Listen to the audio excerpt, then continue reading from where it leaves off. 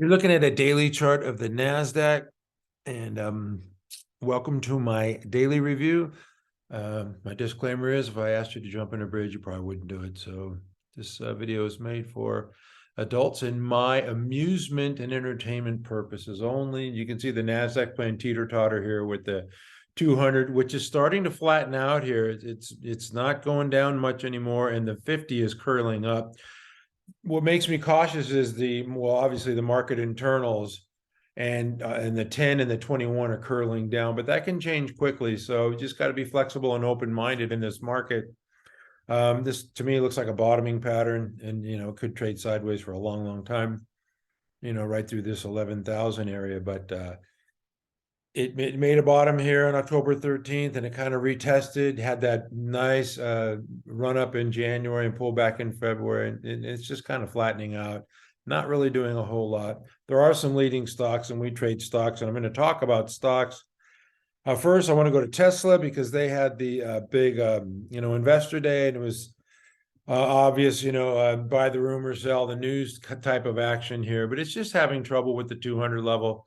Had a big run up. It's the top stock and the top performing group in 2023. So it's due for a little bit of a rest here. Just pulled back to its 21 today. The investor day was fine. There's nothing wrong with this company or stock. And I would not bet against Elon Musk, but geez, if you say something negative on Twitter about Tesla, man, those Teslonians really come after you. Anyway, it's just a stock. It doesn't know if I own it or not. It doesn't really matter what I think or anybody else thinks. This right here, 198, I believe, if it gets through that, which it has, if it gets through that with some sort of authority and conviction here, I think that's a nice area to get in. But it's just got to power through this 200 area with some volume, and then the 200 simple moving average. This is the only of the mega cap stocks that has this type of growth here, this over 30% growth and 40% EPS growth, which you can see here today.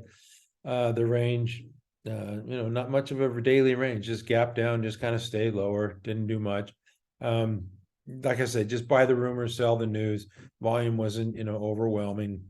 But yeah, if it can just kind of trade sideways here and then have a catalyst and bust through this 200 simple moving average, which is now at 220, and 217 is also an area of interest. But anyway, that's Tesla.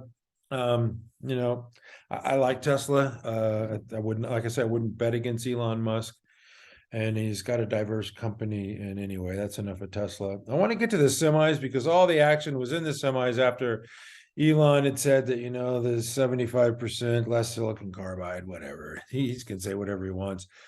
But these stocks really sold off. Elon's not selling the stock. There's some institutions are, some retail. I don't know who's selling the stock. But when it came down to 108 this morning, I said in my morning report I wouldn't buy anything today, but I lied. This is just too much of a gift. I'd got it in here at 80, and we've been talking about this for weeks and weeks and weeks. Like, how do you get in here? Well, when it pulls back to 108, I had to pull the trigger. Raises the cost basis, but man, that is just a gift. And I bought this one instead of AEHR because AEHR, just look at the moving averages here. This one sliced its 21, didn't even make it down to its 50.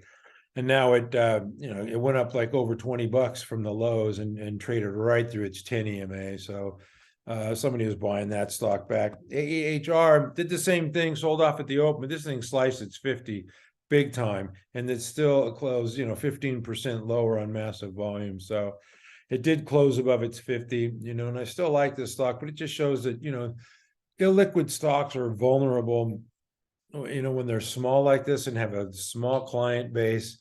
This type of thing can happen. But, like I said, I still like the stock. And this CEO actually came out and took some shots at Elon, saying that, this is not going to, his words are not going to impact their fundamental story or their business at all. So I think that kind of helped propel the stock, and good for him. I like to see CEOs defending their companies and not just letting Elon push them around there, because he is the big bully on the block. ALGM, this is not an equipment stock, it's a manufacturing stock, Allegro, and it did not get bothered at all. It just pulled back to its 21, found support. It was up 1% on the day. Light volume, no big deal here. This is what you want to see. out of a leader. It's not going to respond to these news events or comments. So that one looked good. Another one that I liked the action on was Mobley today. This is a fabulous stock. There's different types of stocks, equipment manufacturing. This is a fabulous, like NVIDIA and AMD in that group. This one just pulled back to its 50 and found support. That's what you want to see out of a stock. Pullbacks are fine support. There's nothing wrong with that stock today. It was up almost 1%. So good for the MBLY MBLY shareholders. That one held up well. I just wanted to point out, when you see those stocks making those big moves like that, it really shakes people's nerves. I mean, sometimes I think people just watch their market too closely. I mean, if you just look at the end of the day, wasn't that much damage. But AXON did this prior to its earnings, had this nice cup with handle pattern, and this thing really shook people out. This is on our watch list. And really, I couldn't find any news or anything on it, did nothing wrong. And then, it traded out of 168 on this day, which was just a couple of weeks ago. And then yesterday was up to over 220. It was 168 on February 7th, and on March 1st, it's at 221. So you can't let these things shake you. I mean, this is obviously a lot of stops get taken out on stuff like that. This is kind of like illiquid stocks. They get pushed around like this. And Will Scott Mobile did the same thing. This was on our watch list as well, and you could see why. I mean, it pulled back sharply here after breaking out. Now it just resumed higher. So just something to watch for. I think you set your stops too tight, you're going to get blown out of these things. And I get it, because you want to protect gains, but obviously there's some funds that are pushing these things around and stealing people's shares from them. Anyway, I wanted to look at some of our leaders in retail. These are on an MC stock chart. You can see this thing's at 77 after hours. ELF traded down to its 21, got support, blasted right back through its 10. This is ELF making a shelf here, and it's just, this stock is not to be ignored. This thing is, I know people on Twitter tell me it's overvalued, it's going to crash, blah, blah, blah. But it's been doing the same thing for a long time. It breaks out on earnings and flattens out, breaks out on earnings, flattens out, breaks out on earnings, flattens out. It's just a stair stepper, and it's doing well. So, I wouldn't, there's no sell signals there for me. This is CROX. After the breakout here, pulled back to the 50 as a gift, had this big move, 143, and then shook people out. But it's doing nothing wrong, and I kind of like this little tightening. It's trading really tight right now, once again, after the earnings report. And it's just this 143 is going to be hard to take out, but yeah, if it just trades within this 120 to 130 area, that'd be great for a few weeks. Nothing wrong with what CROX is doing at all. Low volume moves here. ULTA, talk about this one. It traded down to its 21. I was wondering if it was going to recapture it, and it certainly did today. It was up $5 or 1% and recaptured its 21. So we'll keep our eye on that one and see, because it's been on the new high list a lot. You can see that move is powerful, and it's trending along its moving averages nicely. Anyway, I got to move along here. I'm going to get to some drug stocks, because I like the drug stocks. NVO making a flat base once again. On Twitter, everybody's telling me it's overvalued, blah, blah, blah. This has got the weight loss drugs, and stocks are all about forward growth.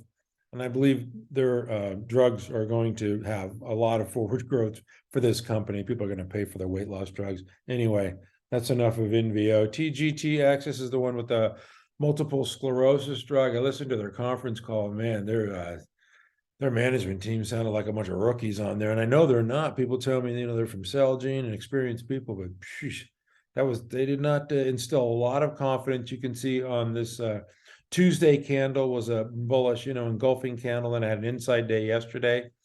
And, it didn't do a whole lot today, but it didn't do a whole lot wrong either. Traded down to 15 and then traded up to 16, just kind of, traded in between 15 and 16, doing nothing wrong.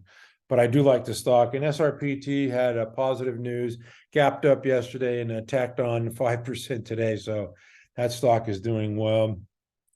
And let me see, I'm going to move on to some of the builder stocks, because they are doing well. This is Builder First Source, the construction.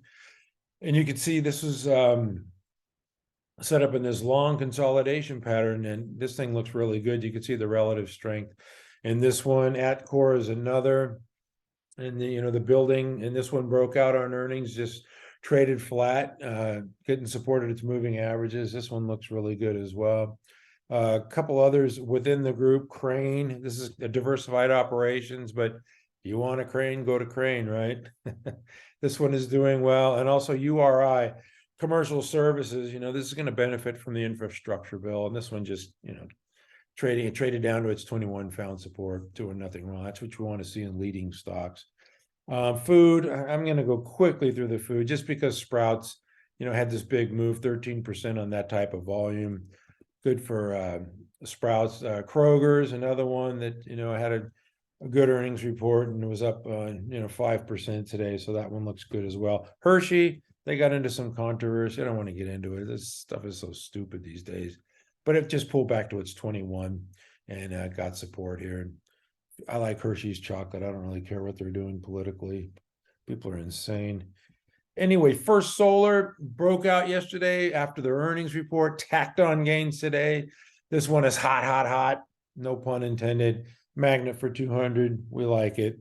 STLD, the steel stock, one of our leaders here at MC Stock Charts, made another all-time high today. And we like stocks going higher. First Solar, STLD, ELF, all making new highs today. SMCI, I want to talk about this one a little bit because it's in this pace and it's been on our watch list. And it goes higher, great. And then you sell it and it pulls back to the 10 EMA. So it'll probably move higher. It'll be back on our watch list, I'm sure, as it's trading right near a buy point. I just wanted to show you, though, how last summer, this one was trading real tight. See the tight daily ranges as it consolidates and it breaks out and forms another base. It's still trading tight within the base. But ever since this gap up here on this day, it's been a little bit more wild. That was November 2nd, the best day of the year. And it traded higher, but now within this base, look at how wide those ranges are, and this gaps down and up compared to these bases. The tight ranges here on the day, these are trading like within, $2 a day. And now it's over here, it's, $10 a day. So it just says there's some indecision here at these higher prices. It'll probably trade higher. If you look at the weekly, it's been going up for a long time. And there's, sorry about that. And there's, this is a late stage base here. So we got to be careful. Let me see. Anyway, I'm going to end it there. That's enough for today. We're never giving up.